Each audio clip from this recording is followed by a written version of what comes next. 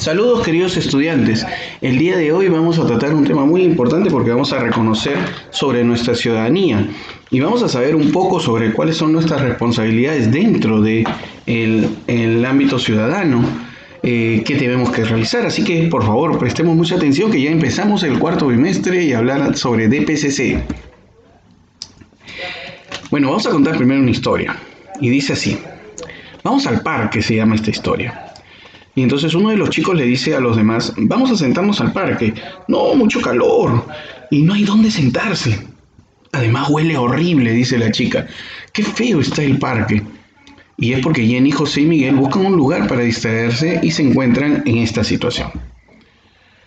Sí, pues, la municipalidad es la que debe cuidarlo, pero parece que no le interesa. Mi papá se queja del alcalde, pero también dice que la gente no cuida los espacios. Y de noche es peor porque se vuelve muy peligroso. Así no provoca venir. ¿Podemos hacer algo para que el parque mejore? Se preguntan entre ellos, ¿no? Yo te hago las preguntas a ti. ¿Por qué crees que suceden este tipo de situaciones? ¿Qué otros espacios públicos conoces además de los parques? ¿Son necesarios los espacios públicos? ¿Por qué? ¿Qué responsabilidades tenemos las y los ciudadanos y las autoridades con el cuidado de estos espacios? ¿Por qué son tan importantes? El problema de seguridad ciudadana es un asunto, por ejemplo, de interés público. ¿Qué es un interés público? ¿Y por qué serían asuntos de interés público o por qué no? Mira qué bonitas estas y buenas estas preguntas para que tú puedas contestar. Yo espero ver las respuestas a estas preguntas en tu cuaderno ahora que me vas a enviar las actividades. Y ahí vamos a tratar de contestar esta primera pregunta: ¿qué es el espacio público? Y el espacio público es aquel espacio donde todas las personas tienen derecho a estar y transitar, porque es un espacio común para todos, que le pertenece a todos. Un espacio abierto, por ejemplo, pueden ser plazas, calles, parques, bosques, lagunas, cerros, etcétera. Y más bien esos son los que estarían abiertos, y los cerrados, por ejemplo, son los hospitales e instituciones educativas. Pero ambos son públicos, ¿ok? Por ejemplo, este Hospital Regional Daniel Alcides en Huancayo, Junín, es un espacio público porque van a asistir todos los que necesiten utilizarlo. Pero también hay algunos que son abiertos y que tendemos a cerrarlos, como por ejemplo en unos parques que están enrejados o calles que están con rejas. Eso pasa mucho en nuestra ciudad, por ejemplo, ¿no? Pero bueno, vamos avanzando un poco sobre eso. La institución educativa, por ejemplo, el Triunfo de Tumbes, también es un lugar público, un espacio público.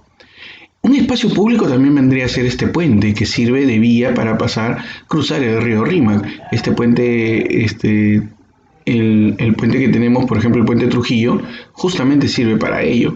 En el Rímac, que cruza el Rímac con el centro de Lima, ¿no? También tenemos como espacio público cualquier río que sea navegable. Un río navegable va a ser justamente un espacio público. Aunque no sea navegable también, entonces puede permitir que tú lo nades y tienes acceso a él sin ningún tipo de inconveniente. Entonces, ante esta pregunta, ¿qué es un espacio público?, también nos tenemos que preguntar qué es entonces un espacio privado.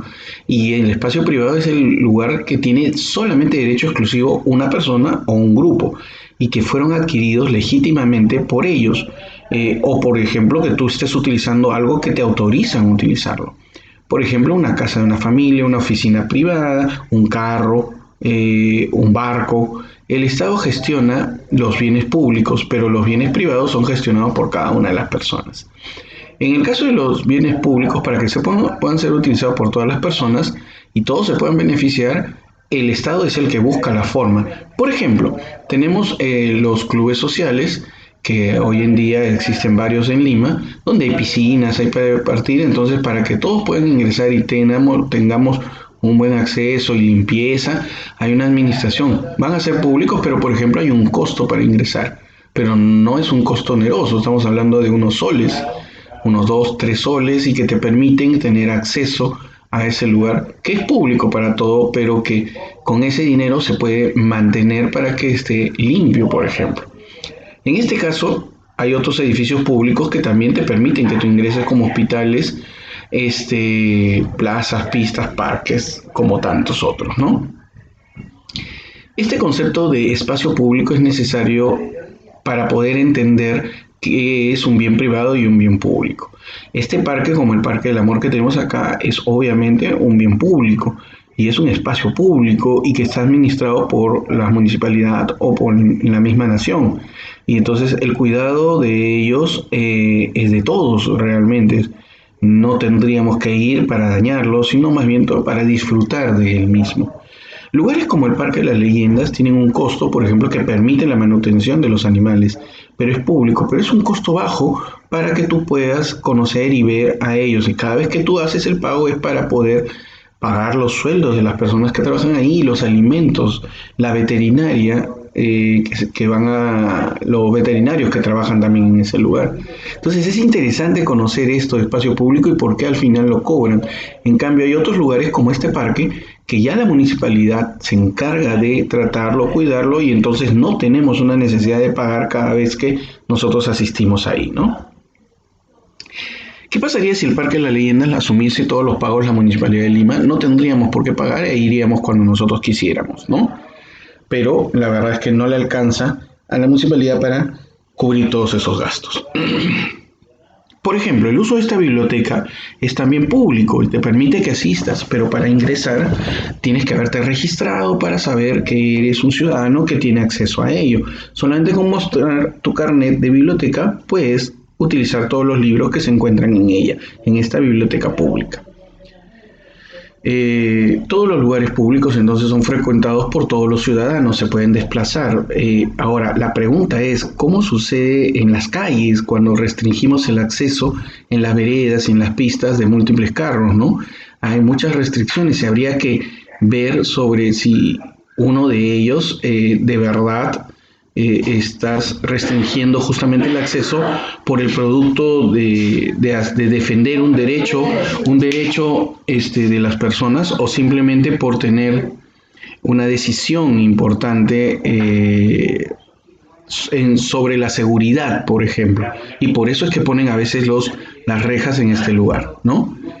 Un espacio público común da a todas las personas que lo puedan utilizar. Una plaza puede ser usada como espacio de disfrute y recreación, pero también puede ser utilizado como un espacio para expresar una postura determinada sobre un asunto público. Si eso fuera el uso que se le da, se requiere solicitar una autorización legal, por ejemplo, para utilizar ese bien para algo especial, como por ejemplo un meeting. Entonces, si bien es cierto, el meeting es en un lugar público, tienes que solicitar para poderlo utilizar y no tener ningún tipo de inconveniente. El Estado, si bien es cierto, va a solicitar y va a dar garantías a las personas que, por ejemplo, marchan por dar su opinión respectiva. Si no hace agresiones determinadas, puede continuar expresando públicamente sus ideas y más bien la policía lo que hace es resguardar, pero en el momento en el que comienza a hacer daño a los espacios públicos, entonces la policía va a resguardar estos espacios públicos, ¿sí? Todas las expresiones que tú puedas tener, más bien debe cuidarte a ti la policía para el uso de estos espacios. El espacio público es un lugar compartido y abierto, es en el que las y los ciudadanos vamos a interactuar y nos vamos a relacionar. Y para que la convivencia en los espacios públicos no involucre la violación de los derechos de ninguna persona, las fuerzas del orden son las que realizan acciones de constante vigilancia para no dañar absolutamente nada de eso. ¿Sí? En todas las sociedades humanas siempre surgen conflictos. Por eso tenemos que hacer mesas de diálogo y buscar justamente no violentarnos contra casos especiales, como por ejemplo en esta información que tenemos sobre los ambulantes, ¿no? Que es importante tomar en cuenta. En términos generales, podemos decir que el diálogo es un proceso de intercambio de posiciones y argumentos sobre asuntos de interés público. Asunto de interés público que le incluye a todas las ciudadanas y ciudadanos, por lo cual tenemos que presentar alguna de esas ideas y por eso es que argumentamos esas posturas que nosotros vamos a tener. ¿Quiénes promueven, por ejemplo, que haya soluciones y una cultura de paz? Las Naciones Unidas. Las Naciones Unidas es el conjunto de 196 países, los cuales definen la cultura de paz como un conjunto de valores, actitudes, comportamientos y estilos de vida que rechazan cualquier tipo de violencia y previenen los conflictos atacando sus raíces desde el diálogo y la negociación entre los individuos y los grupos y los estados, ¿no? Muy bien, dicho esto, el Estado también promueve la cultura de paz a través de puntos de cultura, que son espacios en los cuales se promueve la cultura en diferentes lugares. Y esto es gracias a la ley que emanó por mayoría el Congreso a partir del 2016. Entonces, en muchas comunidades se promueve programas de capacitación en arte y cultura que permita desarrollar justamente la paz entre todas las personas. Estos puntos de cultura son importantes hoy en día y se celebran siempre en la primera semana de septiembre. Este año, bueno, ha sido muy complicado hacer unas celebraciones o actividades sobre puntos de cultura porque estamos en pandemia, pero esperemos que el 2021 las cosas vayan cambiando. Es necesario que el Estado promueva estas organizaciones culturales porque de esa forma se promueve la inclusión de todos los peruanos y el desarrollo integral de nuestro país, por lo cual vamos a generar lo que sería esta cultura de paz. ¿Cómo lo podemos promover entonces? ¿Por qué es necesario tener estos espacios públicos seguros? La calidad de vida de las personas, de todos los ciudadanos en todas las ciudades, tiene que ver sobre varios factores. La seguridad, por ejemplo, que van a tener ellos y la libertad de circular o permanecer en algún lugar o espacio público urbano sin necesidad de tener temor o estarse cuidando. Esto es algo muy importante. Entonces, hay factores que amenazan constantemente nuestra seguridad y que requieren una mayor atención de parte del Estado y tratando de evitar que ya no hayan delitos comunes, menos crimen organizado y tampoco narcotráfico. Estos ocasionan violencia y corrupción, tanto en la sociedad como en los poderes públicos. Frente a esto, el Estado, propuso la creación de un Consejo Nacional de Seguridad Ciudadana, cuyos principales objetivos son proteger el libre ejercicio de los derechos y libertades, así como garantizar la seguridad y promover una cultura de paz a nivel nacional. Sus principales tareas van a ser 4: prevención de la violencia y el delito, control y persecución del delito, rehabilitación y reinserción social, atención a las víctimas. Son importantes tomar en cuenta, en consideración, todo lo que nosotros describimos. Y por último, para terminar este tema, hablemos sobre lo que sería la seguridad vial y el ciclismo. Los ciclistas tienen que circular por lo menos a 1 metro del borde de la pista y existe una ciclovía. Es obligatorio circular por ella si es que ésta existe. Y si es en una carretera, por ejemplo, usar un casco. Si no hay ciclovía, usar la pista del lado derecho, tener mucho cuidado en la puerta de los vehículos que se puedan abrir, respetar los semáforos, verificar el buen estado de nuestras llantas y el correcto funcionamiento de toda la bicicleta. Usar ropa clara y de preferencia un chaleco reflectivo, mucho más si vas de noche.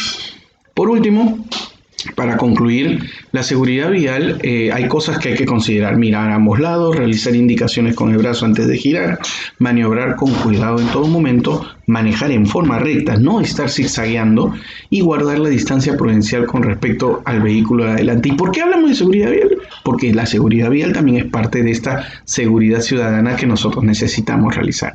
Un buen ciudadano, un buen ciclista cumple con todas las normas. Por último, te vamos a dejar este caso, esta mesa de diálogo en Madre de Dios, por un caso determinado sobre tal ley legal. Quiero que lo leas y luego de haberlo leído, por favor, contesta estas preguntas que se encuentran aquí a continuación. Todo, por favor, espero que esté dentro de tu cuaderno y lo podamos revisar con tranquilidad. Nos encontramos la siguiente semana para seguir avanzando un poco más sobre lo que sería ciudadanía. Nos vemos.